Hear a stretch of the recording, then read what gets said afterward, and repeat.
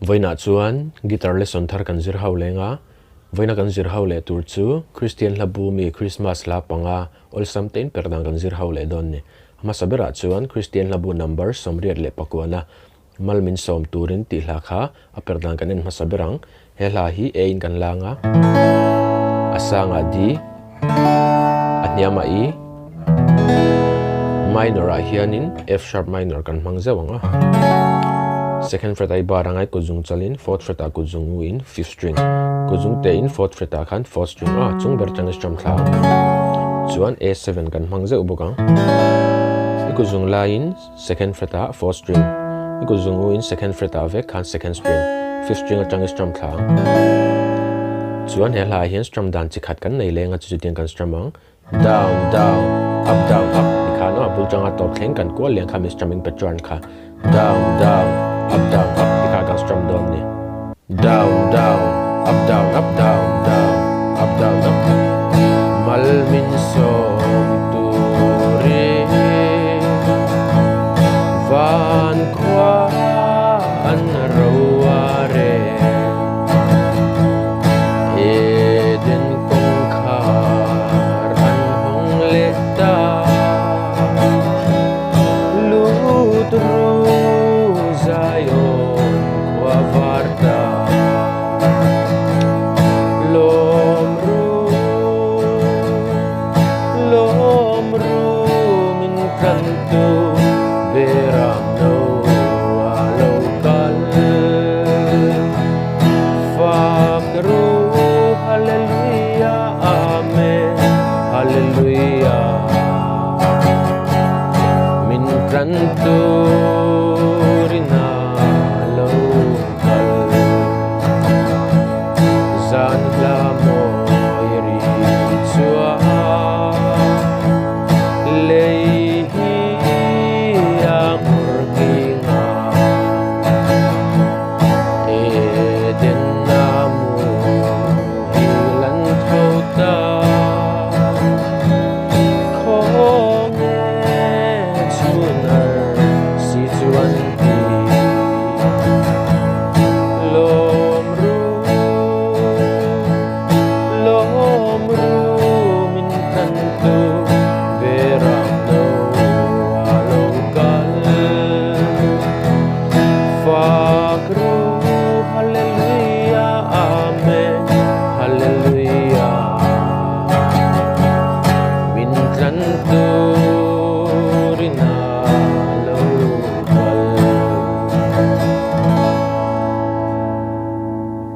Patnina chuan Kristian Hla Bu number somsari le pakuana Khawvel lawmna na lokala ti hla kha Perhdan kan zir hau leang he hla hi chu jin kan la ve thung tonga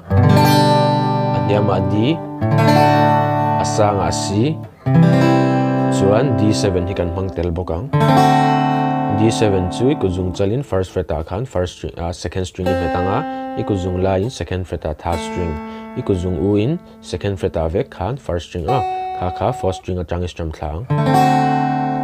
chuan he hla po hian strum dan chi khat kan nei lenga ama sabera ka soyang chi khan khami strumming pattern ang chi che kan hmang leang down up bok kha down up khadiang an strum chok le ve kang down up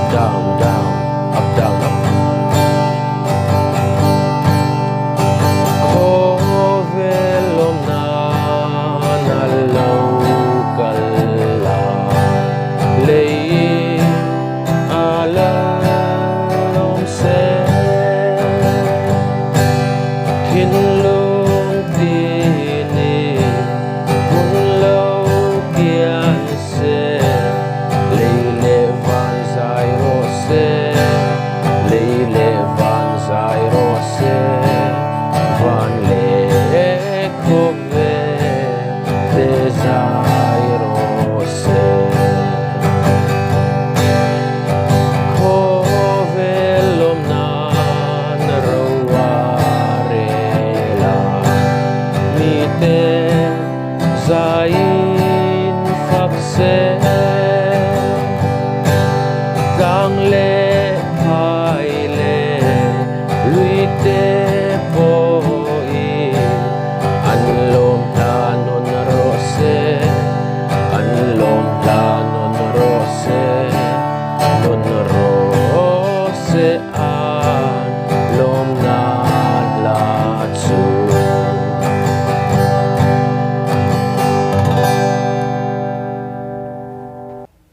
pathumna chuan Kristian Hla Bu number somriat na ovan leng rual zaithiam te u ti hla kha Perhdan kan zir ho leang he hla hi chu jin kan la ve le thunganga asanga C atyama D minor a hian E minor chuan A kan hmang telanga D7 a hma ka soyang chiak han kan met leang khami kan hmang tel leang chuan he hla po hian strum dan chi khat kan nei lenga chu tiang kan strum don ni down up ti khano khami ka bul changa top thleng kan ko leang down up up ovan leng rual zaithiam te u chandam tu pian na ka leya rim leng ro se ti in la zai fo lo ni mana zai la rim mo surya lengin oi na laiin a chamre ovan moi te u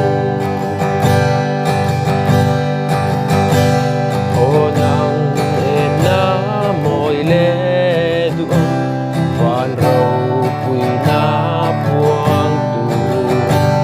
rang lâu tùy thiang chăm del chunga beram pu chuan na dân thiang him ve rang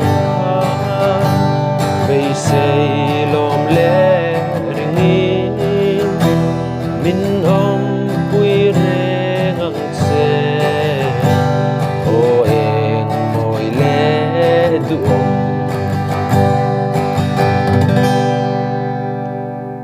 palina chuan Kristian Hla Bu number somko le pangana Hlimna ni ropui chu a eng ti hla kha Perhdan kan en ve leang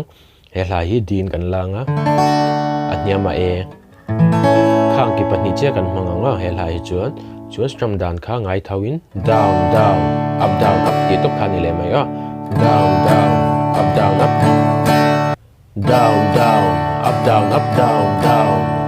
up Hlimna ni ro pui chu a e zan tiang hi kol ro na alia lei bethlem dai ria ka min chula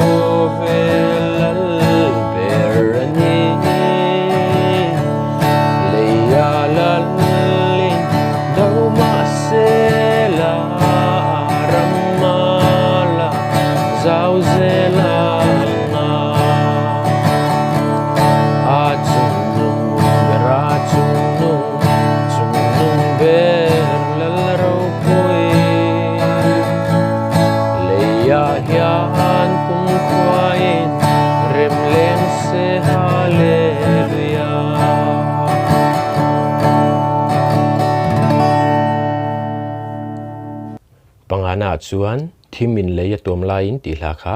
Perhdan kan en ho leang he hla hi ein kan la lenga asanga di anyama I minor a hian B minor kan hmanga chuan he hla po hi strum dan ngai thawin kan strum leang tian down up ti khana bul changa top khen kan ko leang down up Thimin le ya tuam laiin van engin pia le ya chung van ho zai mo ya lo ri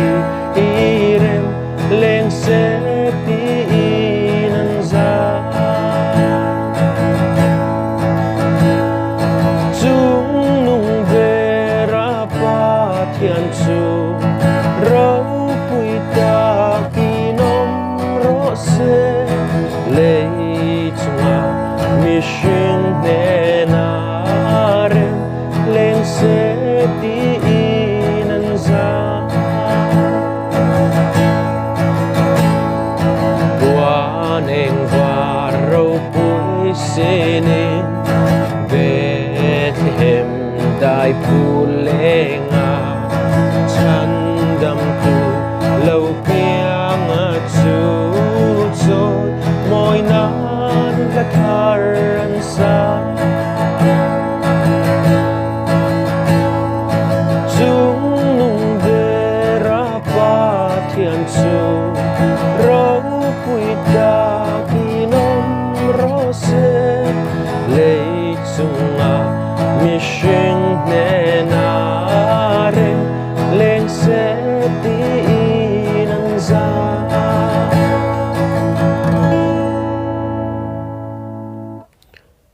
ole khati song kha tun chuma guitar lesson kan zir thei chani sela he ka video hi chai tia lopui na chete tali lo nei ve ni chuan khongai mi lo like mi lo subscribe vela guitar lesson lepeka kanin hmula cheu don nia